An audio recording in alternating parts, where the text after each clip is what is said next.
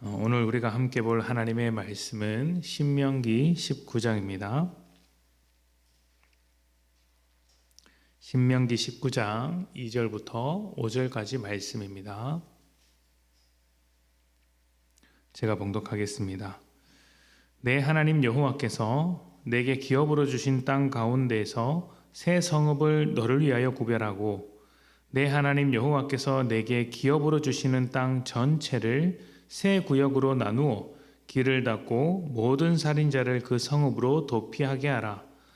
살인자가 그리로 도피하여 살만한 경우는 이러하니 곧 누구든지 본래 원한이 없이 부지 중에 그의 이웃을 죽인 일, 가령 사람이 그 이웃과 함께 벌목하러 삼림에 들어가서 손에 도끼를 들고 벌목하려고 찍을 때에 도끼가 자루에 빠져 그의 이웃을 맞춰 그를 죽게 함과 같은 것이라.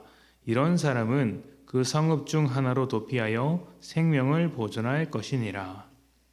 아멘. 하나님께서 율법을 이스라엘 백성에게 주신 이유는 가나안 땅에서 살아갈 삶을 위해서였습니다. 특히 그 삶을 살아갈 때에 수많은 우상의 문화와 만나게 되는데 그 우상의 문화로부터 이스라엘을 보호하고 하나님과 함께하는 풍성한 삶을 살아가게 하려는 의도에서 만들어진 것입니다. 일종의 울타리라고 할 수 있습니다. 잘 아시는 것처럼 울타리에는 두 가지 용도가 있습니다. 외부로부터 오는 적이나 맹수를 막기 위한 것이 첫 번째 용도인데요. 잘 아시는 것처럼 이스라엘은 양이나 염소를 많이 키웠는데 힘이 없고 어리석고 약한 동물이다 보니 항상 보호가 필요했습니다. 무서운 맹수로부터 보호할 필요가 있었던 것이죠. 이런 보호를 위해서 울타리를 쳤는데 이스라엘 백성에게 이 울타리와 같은 것이 율법이라는 것입니다. 그러면 무서운 맹수는 무엇일까요? 우상의 마음, 또 우상의 문화, 또 죄와 같은 것들이겠죠. 하나님의 백성임에도 죄를 짓게 되는 것, 또 우상에게 마음을 뺏기는 경우가 있으니 하나님께서 율법이라는 울타리를 둘러서 그들의 마음과 삶, 무엇보다 하나님의 백성이라는 지위, 자리를 지켜주시는 것입니다.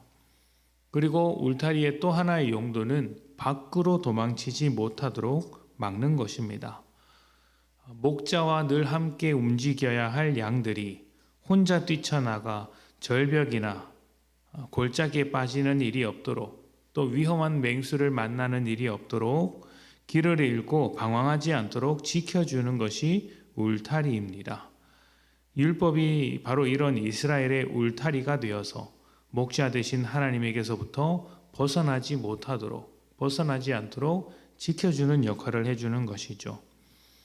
이렇게 울타리로서의 율법은 이스라엘의 삶을 지켜주고 하나님과 함께 살도록 하는 것이며 죄의 영향력을 막아주는 것입니다.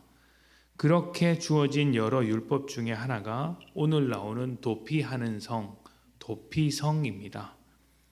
도피성은 악한 의도 없이 사고로 살인을 저지르는 사람을 보호하기 위한 장소였습니다. 지금으로 따지면 과실치사 정도가 될 것 같습니다. 나쁜 마음을 먹은 것은 아니지만 어쨌든 사람이 죽었기 때문에 그 피해자의 친척이나 가족으로부터 보복을 당할 처지에 처하게 됩니다. 그래서 그를 보호하기 위해 다른 사람들로부터 단절하고 보호하는 울타리가 되어주는 곳이 바로 도피성입니다.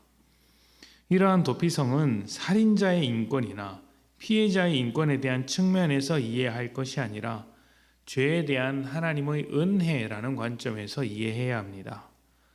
죄는 사람을 충동시켜서 더 큰 죄로 들어가게 하는 힘이 있습니다. 그래서 피해를 입으면 똑같이 되갚아주는 것을 넘어서 내 분이 풀릴 때까지 보복하고 싶어 하는 것이 사람의 마음이죠. 그래서 죄를 벌하다가 더 큰 죄를 저지르는 경우가 많습니다. 하나님께서 이것을 막으시는 것입니다.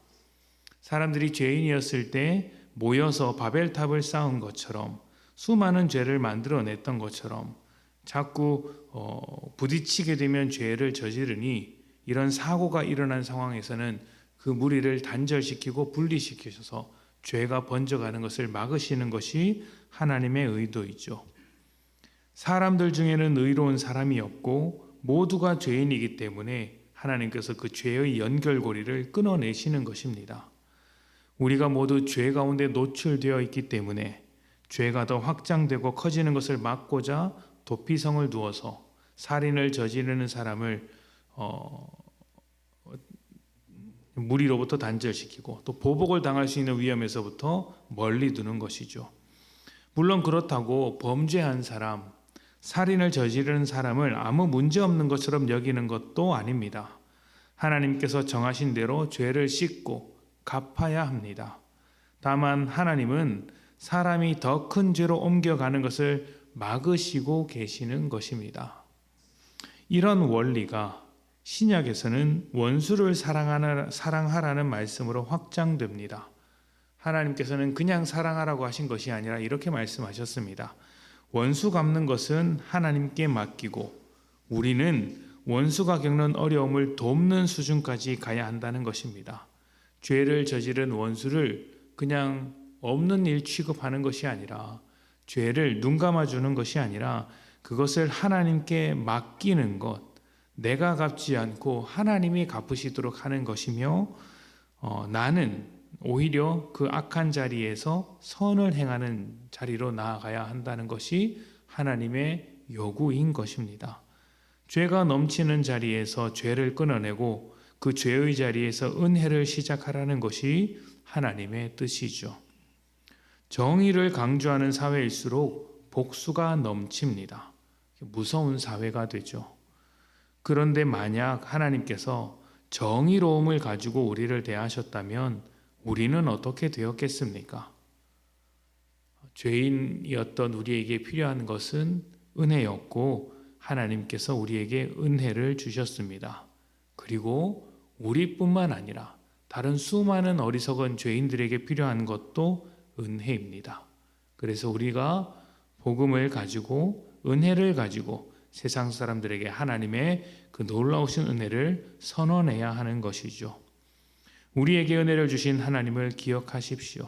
그리고 하나님의 자녀된 우리도 세상을 향하여 은혜의 삶을 살아갈 수 있기를 축복합니다. 우리 함께 기도하겠습니다.